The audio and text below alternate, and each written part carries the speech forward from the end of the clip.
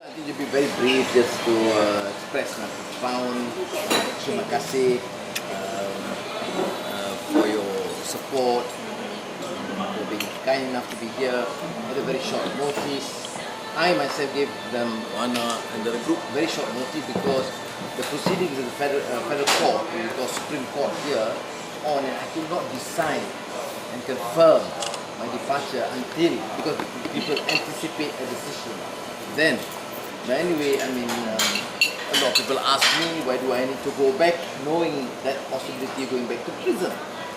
My answer is this: in life, you have to decide what you want to do. To me, it's a matter of conviction. I do it because I believe in the cause, and I think I owe it to the Malaysians. They have been very kind, very supportive of me in my period of trials and tribulations, and I certainly would expect the young in particular to participate in this process, in the reform, and because I want to appeal to the young to support rule of law, economic social justice, freedom of conscience and expression, whilst maintaining our identity, either Muslims or Malays or Chinese. And of course Malaysia would remain essentially, Islam is very prominent, and the Malay punya culture and identity is still quite there. Nobody wants to disrupt that, but we have to move on with the times. We have to treat younger Malaysians as our children. I said you will see my election campaign.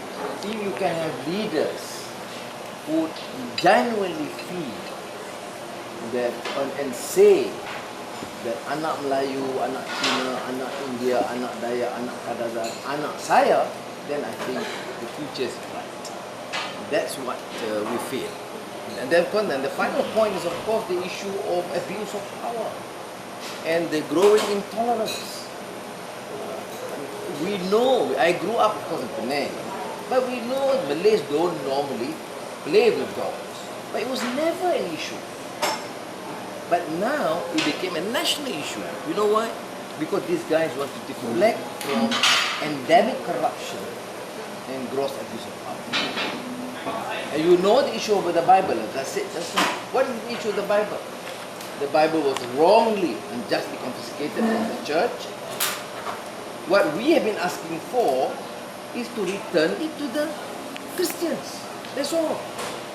I wouldn't encourage that they be given to Malay students. But even then, they went on this rampage campaigning that we are allowing the country to be Christianized. This siege mentality propagated and certainly supported by the authorities, by the ruling power.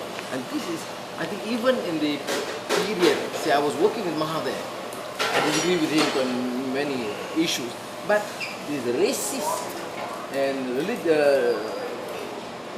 element of racism and religious bigotry certainly is not there, not pronounced as it is today.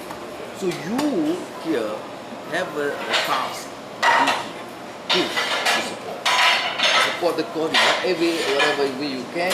Now social network through Instagram, Twitter, Facebook counts a lot. So at least give 10 minutes of your time daily to make sure you retweet and support. Because the government, I know Najib's administration staff also monitor this. And this is, I think, our major source of strength. So I think, still, thank you very much. It's not a very formal occasion, but then I'm here to actually on the invitation of Professor Larry Diamond to speak at Stanford tonight.